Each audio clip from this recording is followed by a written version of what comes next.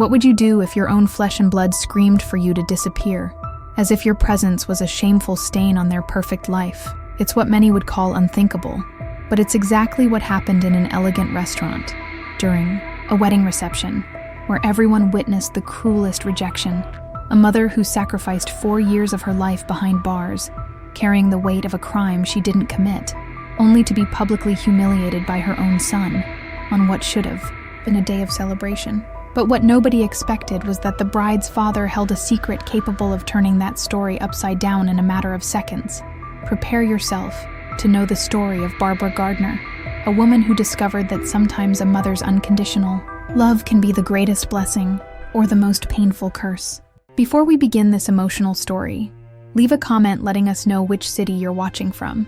It would be my pleasure to leave a heart on your comment. Now, let's start this moving story. The metallic sound of closing bars echoed through the cold corridors of the state women's prison.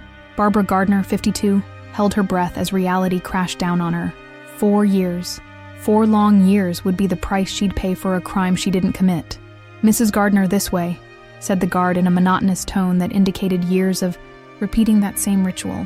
Barbara followed in silence, her blue eyes, once bright with life, now dull with resignation.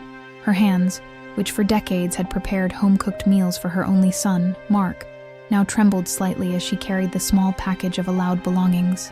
That night, lying on the thin mattress of her cell, Barbara closed her eyes and remembered the moment that had led her there. "Mom, please. They're going to put me away for years," Mark had pleaded, his eyes filled with tears. "I didn't mean to break into that store. I just needed money for bills. Mark, you need to take responsibility for— Mom, do you want your only son to go to prison? Is that what you want?" Mark's voice had risen, desperate. "I can't survive in there. You know I can't." Barbara looked at the security camera footage in the police station. Her 28-year-old son, caught red-handed vandalizing and stealing from an electronics store. The third offense. This time, with the strict 3 strikes law, he would face serious time. The detective had stepped into the room, his face grim. "We need a confession. The store owner is pressing charges." Barbara looked at Mark's terrified face, then at her weathered hands. What choice did a mother really have? "I did it," she had said, her voice steady despite the trembling in her heart. "I broke into the store. It was me in that hoodie." The detective had raised an eyebrow. "Mrs. Gardner, are you sure about that statement?" "Mom, no," Mark had whispered, but the relief in his eyes betrayed him. "Yes," Barbara had answered firmly. "My son was with me, but I'm the one who did it. I'll sign whatever you need me to sign." Now, as the lights went out in the prison block, Barbara wondered if she had made the right choice. But the thought of Mark building a life outside these walls gave her the strength to endure the first of many nights away from home. "First time?" a voice came from the bunk above. "Yes," Barbara answered softly. "What did they get you for?" Barbara paused. "Loving too much," she finally said. Visiting day came once a month, and Barbara's heart raced every time. For the first year, Mark appeared regularly, bringing news of his new job and the apartment he'd rented. His visits were the sunlight in her otherwise gray existence, until the day he came with a different request. "Mom, I need to talk to you about the house," Mark said, fidgeting with his visitor's badge. Barbara smiled. "What about it? Is everything okay with the roof? I told you to check it before winter." "It's not that." Mark lowered his voice. "I think you should sell it." Barbara's smile faltered. "Sell our home? Why would I do that?" "Listen, I found this investment opportunity. It's guaranteed returns, but I need capital to get in. If you sell the house— Mark, that's our family." "Home! Your grandfather built it. It's all I have left of— It's just sitting there, Mom." Mark's voice rose, drawing glances from nearby tables. "What good is a house to you in here? By the time you get out, I could double, maybe triple your money." Barbara looked at her son, really looked at him. The hungry gleam in his eyes was unfamiliar and frightening. "No, Mark, I'm not selling the house." Mark's face changed, hardening, into something she'd never seen before. "You owe me this, Mom. After all, you're the one who got caught. If you'd been more careful—" "More careful?" Barbara's voice was barely audible. "I'm here because of you, Mark. Because I took the blame for your crime." "Lower your voice," Mark hissed. "And don't act like this is all on me. Nobody forced you to confess." Barbara felt a sharp pain in her chest, radiating down her left arm. The room began to spin. Mom, what's wrong?" Mark's voice seemed distant. "Officer!" someone shouted. "We need help here." The last thing Barbara saw before darkness claimed her was Mark's face, not concerned but annoyed at the interruption. When she woke up in the prison infirmary, a kind face with gentle eyes was looking down at her. "Welcome back, Mrs. Gardner," said the doctor. "You gave us quite a scare." "My heart," Barbara whispered. "Yes, you had a mild heart attack. You're stable now, but we'll need to monitor you closely." He checked her vitals, his touch professional, but gentle. "I'm Dr. Andrew Collins. I'll be overseeing your care." "My son?" Dr. Andrew's expression changed subtly. He had to leave. Visiting hours were over. What he didn't say, but Barbara understood, was that Mark had chosen not to stay, not to fight to remain by his mother's side in her moment of need. "Rest now," Dr. Andrew said, patting her hand briefly. "Tomorrow is another day." As Barbara drifted back to sleep, tears slipped from the corners of her eyes. The price of her sacrifice kept climbing, and she wondered if her heart, both literally and figuratively, could bear the cost. Over the next few weeks, Barbara became a regular patient. In the infirmary, Dr. Andrew, Andy as the staff called him, visited daily, checking her progress and often lingering to talk. "How are you feeling today, Mrs. Gardner?" he asked one afternoon as he checked her blood pressure. "Barbara, please," she corrected. "And I'm better. Still tired, but better." Dr. Andrew smiled, revealing laugh lines around his eyes. "Your readings are improving. You're stronger than you think, Barbara." Something about his manner made Barbara curious. "You don't seem like the typical prison doctor. How did you end up here?" Andrew sat on the edge of the bed, an unusual breach of professional distance that nonetheless felt natural. The short answer? They needed a cardiologist, and I needed a change. And the long answer? He hesitated, then shrugged. "My wife died 3 years ago. Cancer. After that, our house felt too big, too empty. Working here gives me purpose. The hours let me take care of my daughter." "You have a daughter?" Barbara's eyes lit up. "Lily. She's 24 and just finished nursing school." Pride filled his voice. "She's planning a June wedding. Keeps telling me I work too much, but..." He gestured around the sterile room. "What else would I do with myself?" "I understand," Barbara said softly. "My son Mark is all I have, or had." She hadn't heard from him since the heart attack incident 4 weeks ago. Andrew seemed to sense her pain. "Children can disappoint us. Doesn't mean we stop loving them." "No," Barbara agreed. "It doesn't." As the weeks passed, their conversations became the highlight of Barbara's days. Andrew brought her books from the prison library, sometimes reading aloud when her eyes were too tired. He snuck in homemade cookies his daughter had baked, claiming they were medically necessary for cardiac rehabilitation. "These are amazing," Barbara said, savoring a snickerdoodle. "Your daughter is talented. She learned from her mother," Andrew said. "What about you? Any special recipes?" Barbara smiled, her first genuine smile in months. "My apple pie won the county fair 3 years running, and my pot roast. Mark always said it could bring peace to the Middle East. I'd like to try that someday," Andrew said, then quickly added, "I mean when you're out of here." Barbara felt a flutter in her chest that had nothing to do with her heart condition. "Maybe you will, doctor. Maybe you will."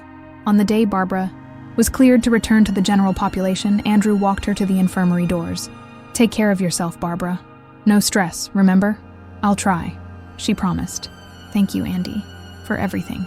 He hesitated, then reached into his pocket. "Here's my personal card. My daughter wants to meet you. She says anyone who can make her dad laugh again is worth knowing. When you get out..." Barbara took the card, her fingers brushing his. "I'd like that." As she walked back to her cell, Barbara felt something she hadn't felt in years. Hope. 3 more years suddenly seemed manageable.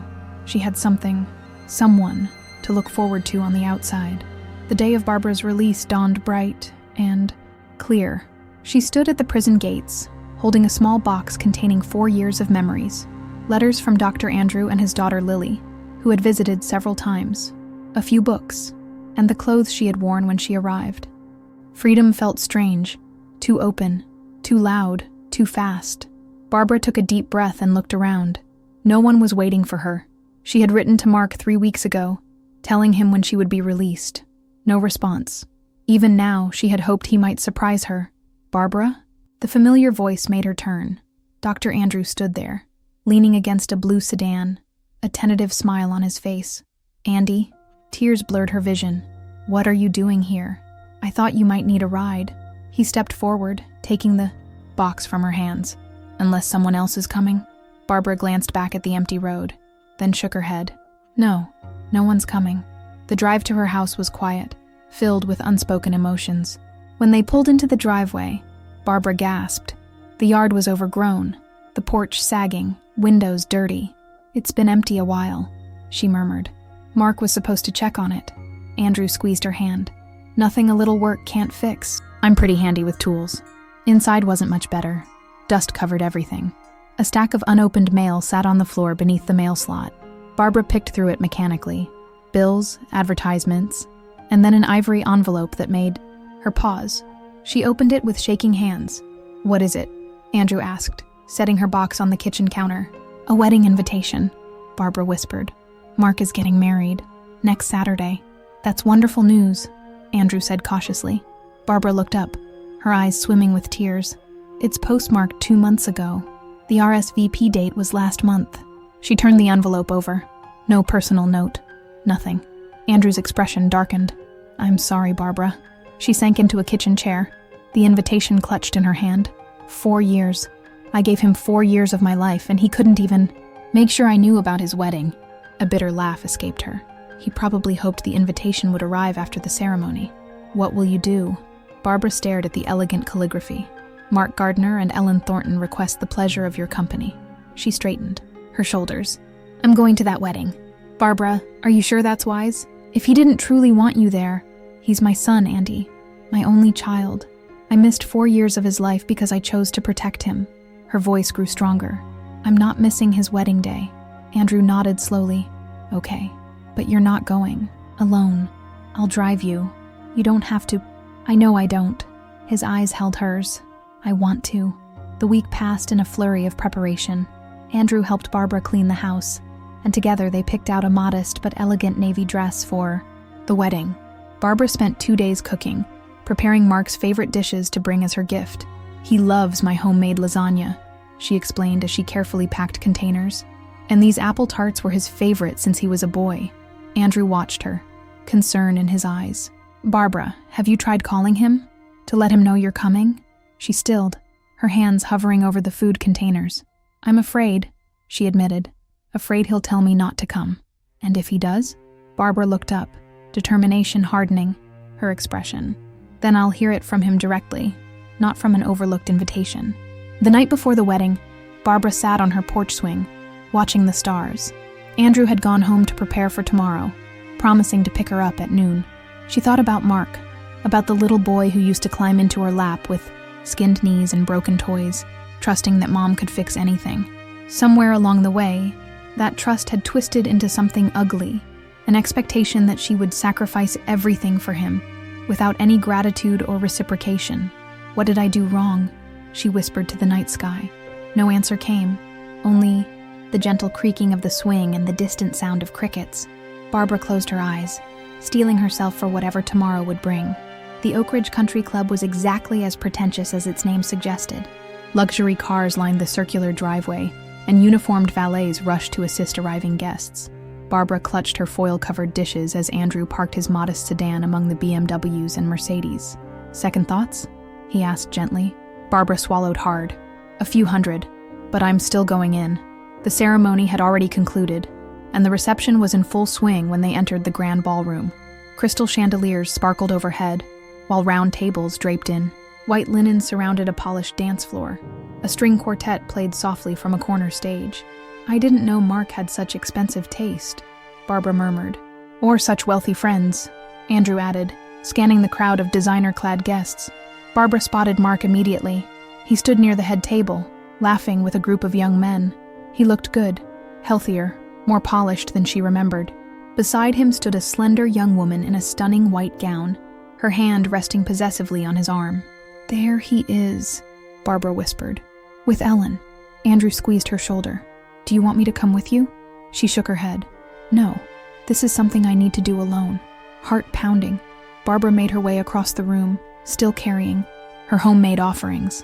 A few guests gave her curious glances. Her dress, while nice, clearly wasn't designer. and her weathered hands marked her as someone who worked for a living. She was 10 feet away when Mark spotted her. The smile froze on his face, replaced by a look of pure shock. "Mom?" Conversations halted. Ellen turned, her perfect features arranged in a polite smile that didn't reach her eyes. "Mark," Barbara said, her voice stronger than she felt. "Congratulations. To you both." Mark stepped forward, positioning himself between Barbara and his bride. "What are you doing here?" he hissed. "How did you even know? Your invitation arrived at my house." Barbara held out the food containers. "I brought your favorites, lasagna and apple tarts." Ellen's eyebrows rose.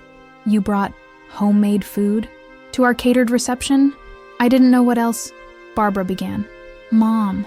Mark cut her off, his voice tight. "Can we talk privately? Now."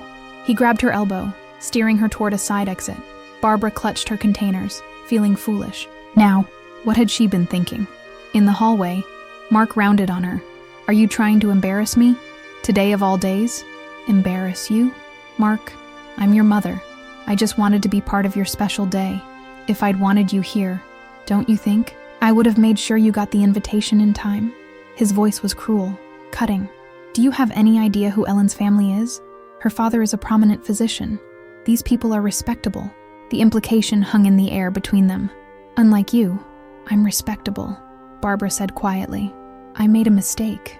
"Yes, but a mistake?" Mark laughed bitterly. "You went to prison, Mom. Prison. Do you know how hard I've worked to put that behind me? To build this new life? Ellen doesn't even know." "Doesn't know what?" Barbara felt cold dread settling in her stomach. "About you. About prison." Mark ran a hand through his perfectly styled hair. "I told her my mother died years ago."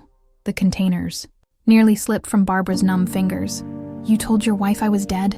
It was easier that way." Mark wouldn't meet her eyes. "Look, I'm sorry, but you need to leave. Now, before anyone else sees you." Barbara stood frozen, unable to process the depth of this betrayal. "Mark?" Ellen's voice came from the doorway. "Is everything okay?" Mark turned, his expression instantly transforming into a smile. "Fine, honey. Just a small misunderstanding." Ellen's gaze flicked between them, curious. "Who is this?" Before Mark could answer, the ballroom doors opened again, and a distinguished-looking man in a tuxedo stepped out. Barbara felt a jolt of recognition. Those eyes. "Ellen, your father's looking for you," Mark said quickly. "Something about the toast." The man approached, his gaze fixed on Barbara with growing surprise. "Barbara? Andy?" Barbara whispered. Mark stared between them. "You two know each other?" Dr. Andrew stepped forward, his expression a mixture of confusion and dawning comprehension. "Barbara was my patient at the state penitentiary. I'm the cardiologist there." He turned to Mark. "And you must be her son, the one she went to prison for." A heavy silence fell. "What is he talking about, Mark?" Ellen asked, her voice suddenly sharp. "Nothing. He's confused." "Mom, you need to go. Now." Mark's voice rose. "You don't belong here. You're ruining everything." Other guests had begun to gather in the doorway, attracted by the commotion. "Is there a problem?" someone asked. Mark looked around wildly, seeing his carefully constructed facade crumbling. "Get out!" he suddenly shouted at Barbara. "Go away! You're an ex-convict. You don't belong in my life anymore." The words echoed in the sudden silence. Barbara felt as if she'd been physically struck. "Mark, how dare you speak to anyone that way?" Andrew said, his voice cutting through the tension. "Let alone your mother. You don't understand," Mark said desperately. "She's been in prison. She's an ex-convict. She'll ruin everything I've built." Andrew's gaze hardened. "Yes, she was in prison, taking the blame for a crime her son committed." All eyes turned to Mark, whose face had gone pale. "That's a lie," he stammered. "Is it?" Andrew turned to Barbara. "Tell them, Barbara. Tell them why you spent 4 years in prison." Barbara looked at her son, the boy she had sacrificed everything for, and made one final choice. "The truth," she said softly. "It's time for the truth." The reception hall had gone deathly quiet. Ellen stood rigidly beside her new husband, her knuckles white against the silk of her wedding gown. Dr. Andrew remained at Barbara's side, a steady presence in the storm brewing around them. "Mom, don't," Mark began, but Barbara raised her hand. "No more lies, Mark. I've carried them too long." She turned to face the gathered crowd. "My name is Barbara Gardner, 4 years ago, I confessed to breaking into and robbing an electronics store. I served 4 years in prison for that crime." She paused, her eyes finding Mark's. "But I didn't do it." "She's confused," Mark said desperately. "She's old. She doesn't remember." "I remember everything," Barbara continued, her voice growing stronger. "I remember the security footage the police showed me. A person in a hoodie, face hidden from the cameras. I remember the detective's surprise when I confessed. And I remember why I did it."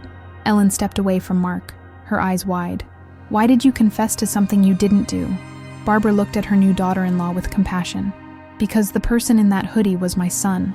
Because it was his third offense, and he would have faced serious time. Because he begged me, crying, saying he couldn't survive prison." A murmur rippled through the crowd. Mark's face had gone from pale to ashen. "She's lying," he said, but his voice lacked conviction. "Am I?" Barbara set down her food containers on a nearby table. "Should we call Detective Ramirez? I'm sure he still has the case file. Or maybe the store owner, Mr. Chen. He might remember how you smashed his display cases." Mark's silence was damning. "So you went to prison for him," Ellen said slowly. For 4 years. And he told me you were dead?" Barbara nodded sadly. "Apparently I died somewhere between my release last week and today." "Last week?" Ellen's voice rose incredulously. "You've been out for a week? And he didn't tell me?" "Ellen, please." Mark reached for her hand, but she jerked away. "Don't touch me." Her voice was ice. "I don't even know who you are." Andrew stepped forward. "Barbara, I think we should go." "No," Ellen said suddenly. "Dr. Gardner, please stay. Both of you." She turned to the stunned guests. "Everyone, please return to your tables. There's been a misunderstanding that my father and I need to address." As the murmuring crowd reluctantly dispersed, Ellen turned to Mark. "You and I will discuss this later, at length." The promise in her voice made even Barbara wince. Then Ellen turned to Barbara, her expression softening. "Mrs. Gardner, I owe you an apology. I had no idea."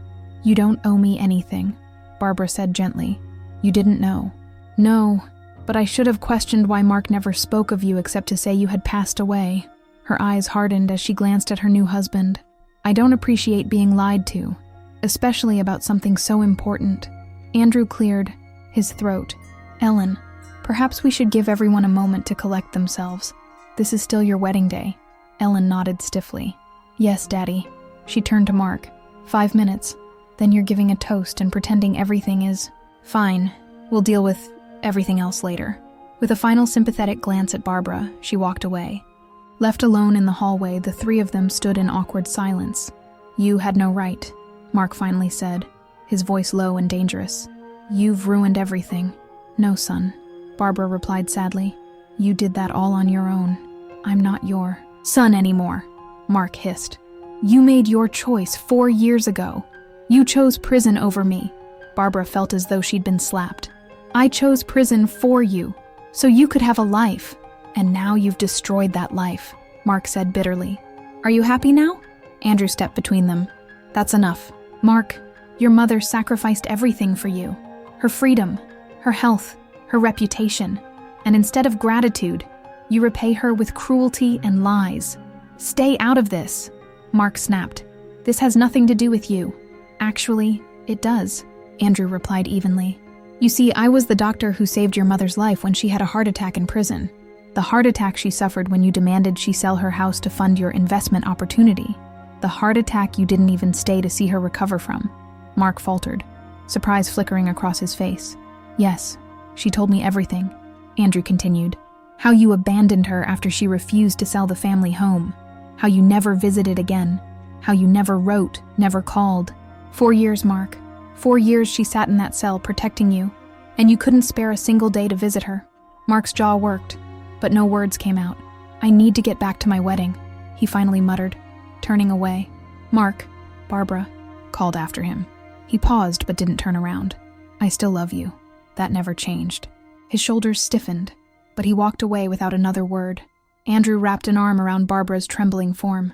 "Come on, let's go." "No," Barbara said, surprising herself. "I want to stay." Barbara, after what just happened, Ellen, invited us to stay. And she's right. We shouldn't let him ruin her day, too. Barbara straightened her shoulders. Besides, I brought food. A small smile tugged at Andrew's lips. Always thinking of others. That's what I low. He caught himself. That's what makes you special. Barbara felt warmth spread through her chest, a healing balm against the pain of Mark's rejection. Let's go find a table. I think we both could use a glass of champagne. The son. Reception continued with a forced gaiety that fooled no one.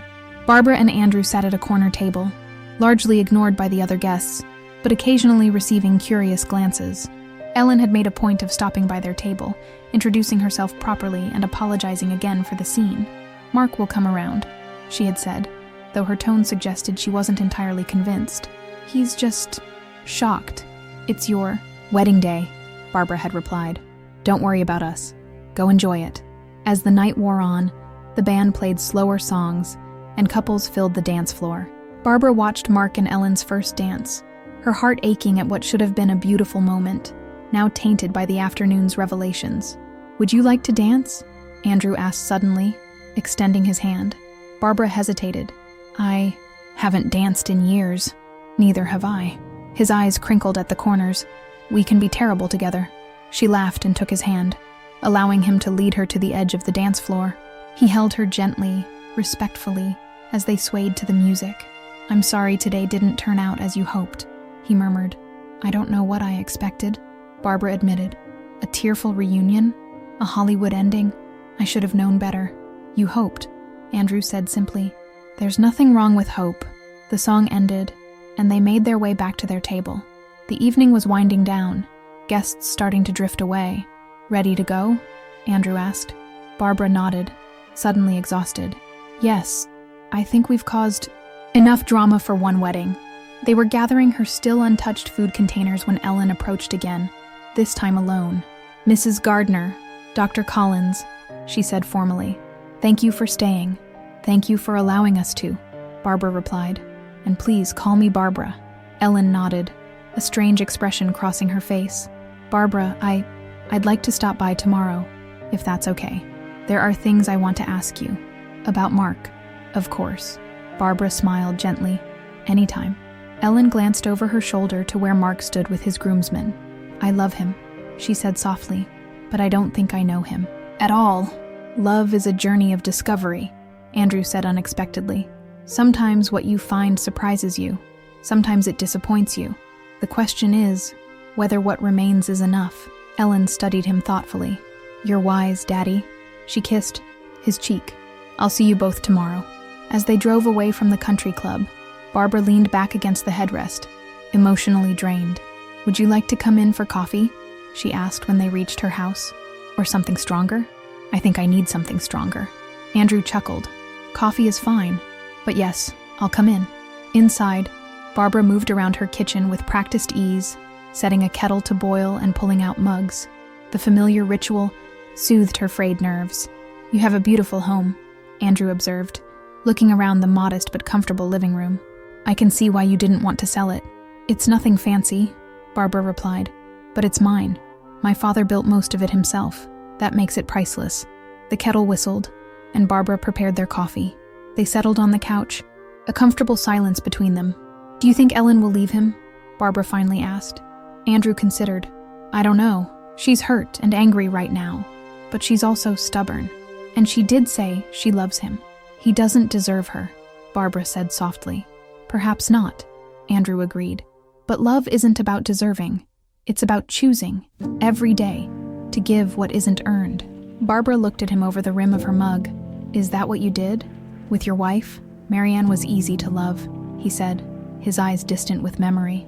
Even at the end, when she was in so much pain, loving her was the easiest thing I've ever done. I'm sorry, Barbara whispered. For your loss. Thank you. He set down his cup. Life goes on, though, doesn't it? Even when we think it can't. Even from behind prison bars. Yes, Barbara agreed. It does. They talked long into the night, sharing stories of their lives, the joys, the sorrows, the mundane moments that make up a lifetime. Barbara told him about her late husband, who had died when Mark was just 10, about raising a son alone while working 2 jobs. Andrew spoke of meeting Marianne in medical school, of their early struggles and later triumphs, of watching their daughter grow into a woman they were proud of. As the grandfather clock in the hall struck midnight, Andrew glanced at his watch with surprise. "I should go. It's late." "Stay," Barbara said impulsively. The guest room. It's made up. It's too late to drive all the way home." He hesitated, then nodded. "Thank you. That would be nice." Barbara showed him to the small but neat guest room. There are towels in the closet, and the bathroom is just across the hall. "Barbara." Andrew caught her hand as she turned to leave. "Thank you for trusting me today. With your story. With your pain." She looked down at their joined hands. "Thank you for being there. For not letting me face it alone." Their eyes met, and Barbara felt a flutter of something she hadn't felt in decades. Possibility. Hope. The promise of a tomorrow worth waking up for. "Good night, Andy," she said softly. "Good night, Barbara." He squeezed her hand once before letting go. As Barbara settled into her own bed, she realized that despite the day's heartbreak, she felt lighter than she had in years. As if by finally speaking the truth aloud, she had released a burden she hadn't fully acknowledged carrying. Whatever tomorrow brought with Ellen's visit, whatever the future held with Mark, Barbara knew she would face it with a strength she had rediscovered. And perhaps, she thought as sleep claimed her, she wouldn't have to face it alone. The first golden rays of dawn filtered through Barbara's bedroom curtains, rousing her from a surprisingly restful sleep. For a moment, she lay still, savoring the comfort of her own bed, the familiar creak of the house settling around her. Then memories of the previous day came rushing back. Mark's cruel rejection, the public revelation of her sacrifice, Ellen's shocked face, and Andrew, standing beside her through it all. The smell of coffee wafted up the stairs, confirming that her overnight guest was already awake. Barbara rose, quickly dressed, and made her way downstairs to find Andrew in her kitchen, expertly flipping pancakes on the old cast-iron skillet. "Good morning," he said, smiling as she entered. "I hope you don't mind. I thought you might appreciate breakfast." "Mind? This is the best surprise I've had in years." Barbara poured herself coffee from the pot he'd brewed. "Where did you find the ingredients?" "Your pantry is remarkably well stocked for someone who's been away for 4 years," Andrew observed, sliding a perfect golden pancake onto a waiting plate. Barbara laughed softly. "Mrs. Peterson from next door. She's been looking after the place, apparently. There was a note on the counter when we came back yesterday." They settled at the kitchen table, the morning sun creating a warm pool of light between them. The pancakes were delicious, the coffee strong, and the conversation easy. Neither mentioned Mark or the wedding, as if by unspoken agreement giving themselves this peaceful interlude before facing reality again. The doorbell's sharp ring shattered their bubble of tranquility. Barbara glanced at the clock. Barely 7 a.m. Who could that be at this hour? Andrew rose. "I'll get it. You finish your breakfast." But Barbara followed him to the door, an uneasy feeling settling in her stomach. Through the frosted glass panel, she could make out 2 figures on her porch. Andrew opened the door to reveal Mark and Ellen, standing on the porch. Ellen looked composed but tired, dark circles under her eyes suggesting a sleepless night. Mark, by contrast, appeared disheveled, his wedding suit rumpled, his eyes red-rimmed. "Mom," he said, his voice hoarse. "We need to talk." Barbara felt her heart race but kept her expression neutral. "Come in." The 4 of them moved to the living room, an awkward silence falling as Mark and Ellen settled on the sofa. Barbara took her armchair while Andrew stood behind it, a silent pillar of support. "I'll give you privacy," he offered, but Ellen shook her head. "Please stay, Dad. This concerns you too." Mark stared at the floor, his hands clasped tightly between his knees. "I didn't sleep last night," he finally said. "Neither did I," Ellen added, her voice gentle but firm. "We talked until dawn." Barbara waited, not trusting herself to speak. "I have something to tell you," Mark continued, still not meeting her eyes. "Ellen is pregnant." Barbara's breath caught. "Pregnant? I'm going to be a grandmother?" Mark looked up then, tears brimming in his eyes. "Yes, we found out 2 weeks ago. It's a boy." A complicated mixture of emotions swept through Barbara. Joy, wonder, and a deep piercing sadness for all she had missed, all she might still miss.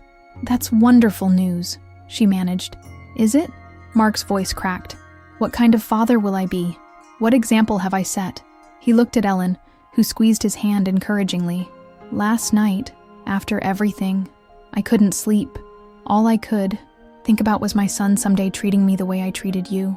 The tears spilled over then, running down his cheeks unchecked. "What if he finds out what I did? What if he looks at me with the same disgust I saw in everyone's eyes last night? When they learned the truth, Barbara felt her own eyes fill. "Oh, Mark, I'm so sorry, Mom." The words burst from him like water from a broken dam. "I'm so sorry. For everything. For letting you take the blame. For abandoning you. For lying about you. I don't deserve your forgiveness." "Mark." Barbara moved to the sofa, kneeling before her son. "Look at me." He raised his tear-streaked face. "I forgive you," she said simply. "I forgave you long ago." "Why?" he asked, bewildered. "How can you possibly forgive me after everything I've done?" Barbara smiled through her tears. "Because I'm your mother. That's what mothers do. We love, we forgive, we hope." Mark broke down completely then, sliding off the sofa to kneel beside her, wrapping his arms around her in a desperate embrace. "I'm so sorry, Mom. I'll make it up to you. I swear I will." Barbara held him, rocking gently as she had when he was a child, frightened by nightmares. "Shh, it's okay. We'll be okay." Ellen watched them, tears streaming down her own face. Andrew moved to her side, placing a comforting hand on her shoulder. "Mark told me everything last night," Ellen said when the emotional storm had subsided somewhat. "About the robbery, about you taking the blame, about asking you to sell the house." She wiped her eyes. "I told him I couldn't stay married to a man who would treat his mother that way." Mark nodded miserably. "She's right. I wouldn't blame her for leaving." "But," Ellen continued, "I also told him that people deserve second chances when they truly recognize their mistakes and want to change." She placed a protective hand over her still flat stomach. "My son deserves a father who understands redemption, who practices forgiveness." Barbara looked at her daughter-in-law with newfound respect. "You're wise beyond your years, Ellen. I had a good teacher." Ellen smiled at her father. Andrew cleared his throat, clearly emotional himself. "I think this calls for a proper breakfast. There are still pancakes warming in the oven. And I brought muffins," Ellen added, gesturing to a forgotten bag by the door. "Though after hearing about your apple pie, I'm hoping for a baking lesson." "Someday, anytime," Barbara promised, rising from the floor with Mark's assistance. "And I'd be happy to teach you my lasagna recipe too. Apparently I'm going to need to prepare for a lot of family dinners." Mark helped her to her feet, keeping hold of her hand. "Mom, there's something else." He glanced at Ellen, who nodded encouragingly. "We were wondering, our apartment is so small, and with the baby coming, what Mark is trying to ask," Ellen interjected with a fond but exasperated look at her husband, "is whether you'd consider having us stay here for a while, just until we find a house with a proper nursery." Barbara looked around her too empty home, imagining it filled with the sounds of family again, of her son, her daughter-in-law, her grandchild. "I would love nothing more," she said, her heart full. "We could have the wedding reception you deserved," Ellen added. "Here, at your home. A small gathering with people who truly care." "That sounds wonderful," Barbara agreed, then hesitated, looking at Andrew. "That is, if Dr. Collins wouldn't mind attending another wedding reception so soon." Andrew smiled, his eyes crinkling at the corners. "I wouldn't miss it for the world." Word spread quickly through the neighborhood that Barbara Gardner was not only back home, but planning a party. By mid-afternoon, her phone was ringing constantly with old friends welcoming her home, expressing outrage at her unjust imprisonment, and offering to help with the impromptu reception. "Stella from across the street is bringing her famous peach cobbler," Barbara told Ellen as they sat at the kitchen table making lists. "And the Johnsons are loaning us their folding tables and chairs. It's amazing how everyone has rallied around you," Ellen marveled. "In just one day," Barbara smiled. "Small towns have long memories. These people knew me when I was a young bride moving in. They watched Mark grow up. They never believed I was guilty." Mark, who was helping Andrew clear space in the backyard, overheard this last comment and winced visibly. He still carried the shame of his actions like a physical weight, but with each hour that passed, each task completed alongside his mother and new father-in-law, his shoulders seemed to straighten a little more. "You know," Barbara continued, watching her son through the kitchen window, "I used to worry about him so much, wondering if he was eating properly, if he was safe, if he was happy. Even in prison, my biggest fear was that something would happen to him while I couldn't protect him." Ellen reached across the table to squeeze Barbara's hand. "He doesn't deserve you," she said softly. "Maybe not," Barbara acknowledged. "But love isn't about deserving." Ellen tilted her head, studying her mother-in-law. That sounds like something my father would say. A faint blush colored Barbara's cheeks. He's a wise man, your father. And a lonely one, Ellen added carefully. Since my mother died, he's thrown himself into his work. You're the first person I've seen make him laugh in years. Barbara busied herself with the guest list. We're just friends. Of course, Ellen agreed, a knowing smile playing at her lips. Just like Mark and I were just friends in medical school. The afternoon passed in a flurry of preparations. By early evening, the backyard had been transformed with string lights hung from trees, tables draped with Barbara's best linens, and flowers harvested from her garden arranged in simple mason jars. As neighbors began arriving, each bearing dishes and warm embraces, Barbara felt a sense of homecoming deeper than she had experienced even when first stepping through her front door after release. This was what freedom truly meant, being surrounded by community, by love, by the promise of new beginnings. Dr. Andrew stood by her side as she greeted guests, a steady presence that felt increasingly natural. When Stella Jenkins embraced Barbara, tearfully, proclaiming it a crime against humanity that she had been imprisoned, Andrew smoothly redirected the conversation, saving both Barbara and Mark from awkwardness. Have you tried Barbara's apple pie? He asked. I'm told it's award-winning.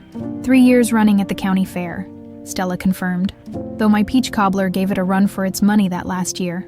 The evening mellowed into golden twilight, lanterns glowing in the growing dusk as neighbors and friends gathered around tables laden with home-cooked dishes.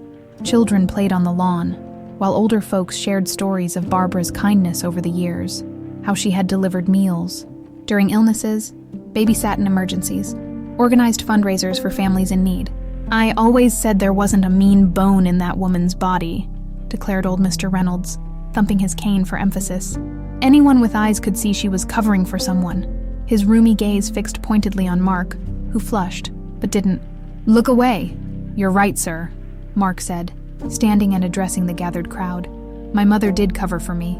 She sacrificed 4 years of her life to protect me from the consequences of my own stupid actions. He swallowed hard.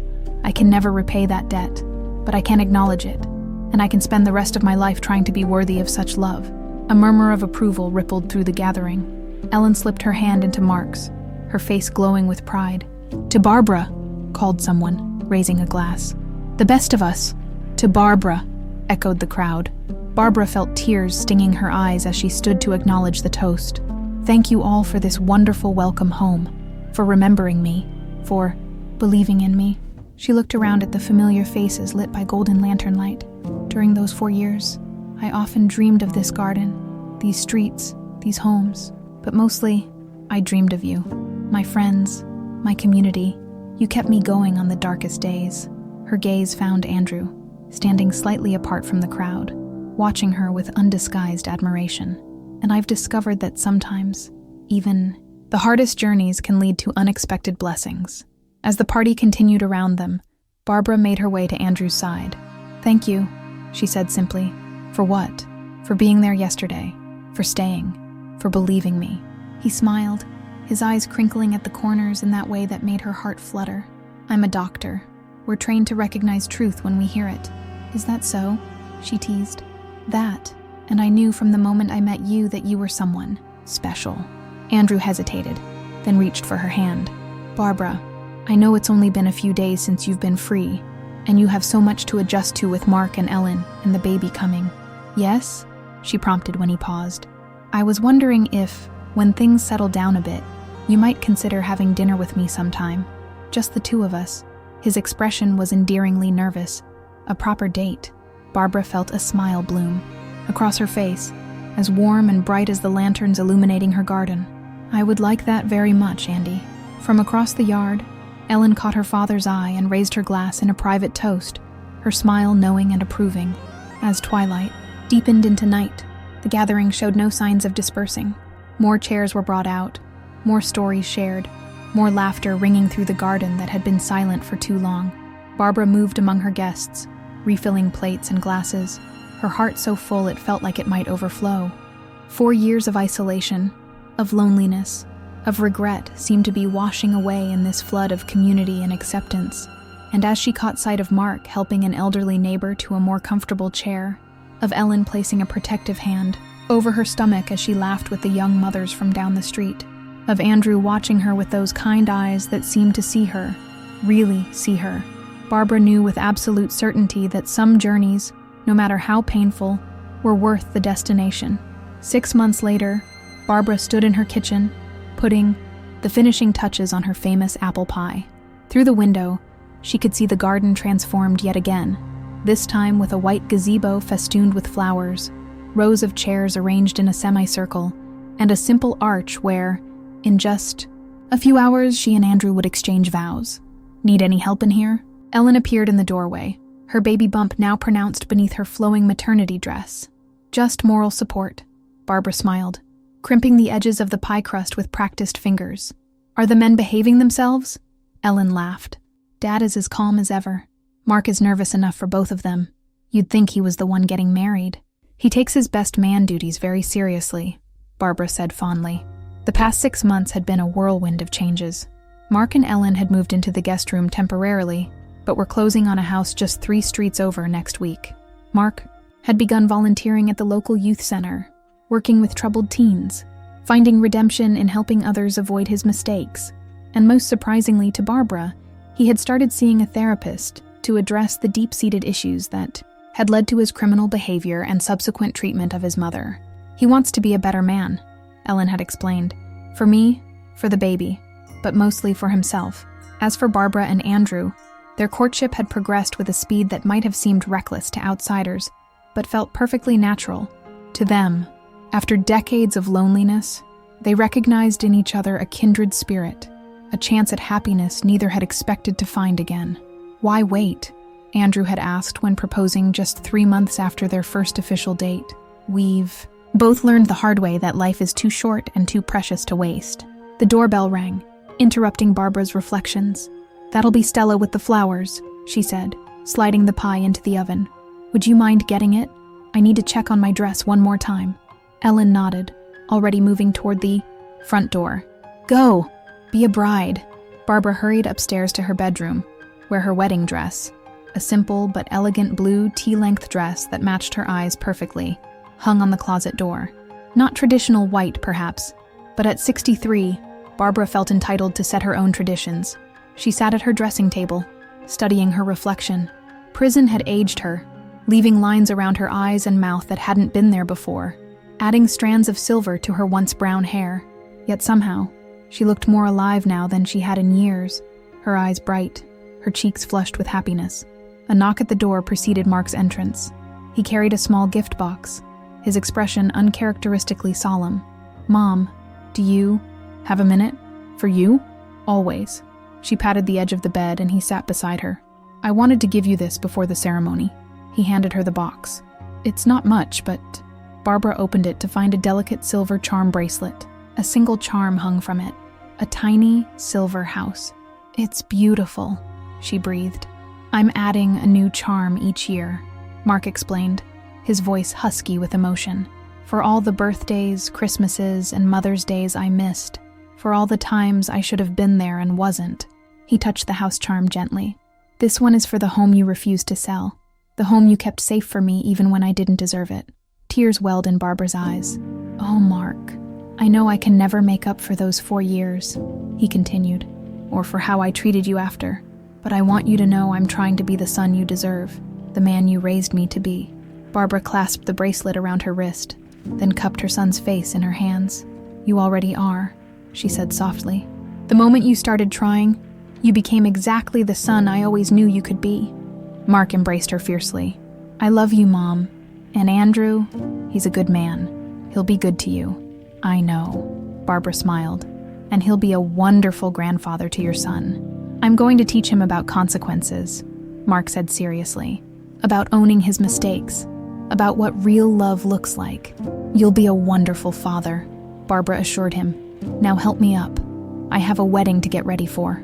The ceremony was everything Barbara had dreamed of during those long, lonely prison nights.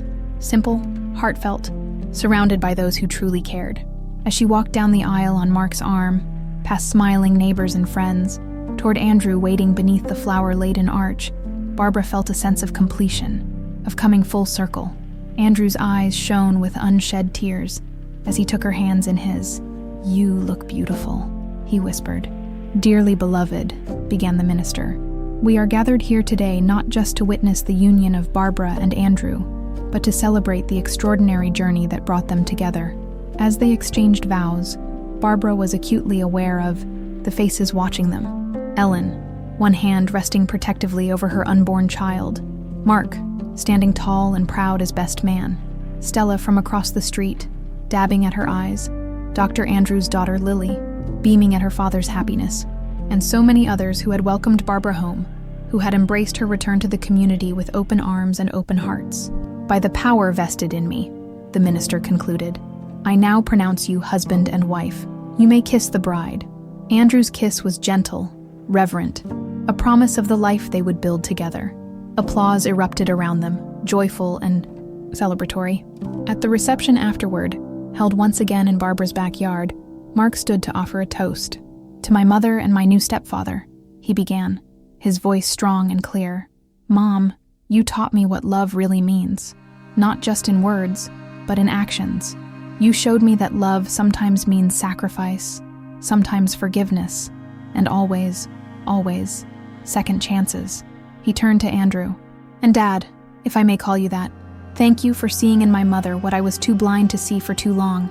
Her strength, her dignity, her incredible capacity for love." He raised his glass higher. "May your life together be as beautiful as the journey that brought you to each other." As glasses clinked and congratulations flowed, Barbara leaned against her new husband's shoulder, contentment washing over her like a gentle tide. "Happy?" Andrew asked softly.